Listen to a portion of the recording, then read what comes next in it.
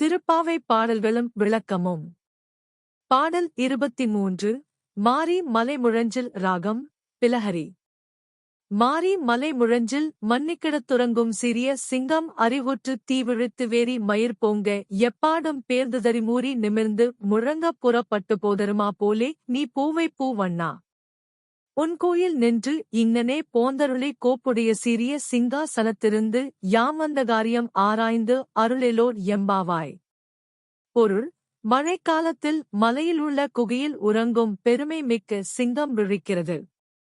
அதன் கண்களில் நெருப்புப் பொறி பறக்கிறது.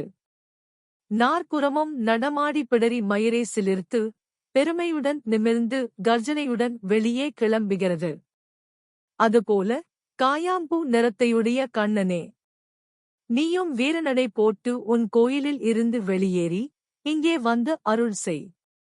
வேலைப்பாடுகளைக் கொண்ட மிகச்சிறந்த சிம்மாசனத்தில் அமர்ந்து நாங்கள் எதற்காக இங்கே வந்தோம் என்பதை அறிந்து அந்த கோரிக்கைகளை பரிசீலனை செய்து நிறைவேற்றி அருள வேண்டுகிறோம்.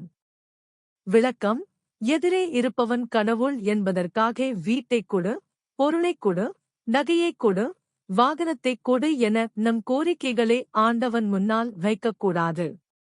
அவை நமக்கு அமைய வேண்டுமென்ற விதியிருந்தால் நம் உழைப்பைப் பொறுத்து அவை இறைவனால் நமக்கு தரப்பட்டுவிடும். எனவே நியாயமான கோரிக்கைகளையே இறைவனிடம் சொல்ல வேண்டும். இதைத்தான் ஆயர்குலப் பெண்கள் நாங்கள் கேட்பது நியாயம் எனத் தெரிந்தால் மட்டும் அதைக் கொடு எனக் கேட்கிறார்கள். அவர்கள் கேட்டது என்ன? அந்தக் கண்ணனையே கேட்டார்கள்.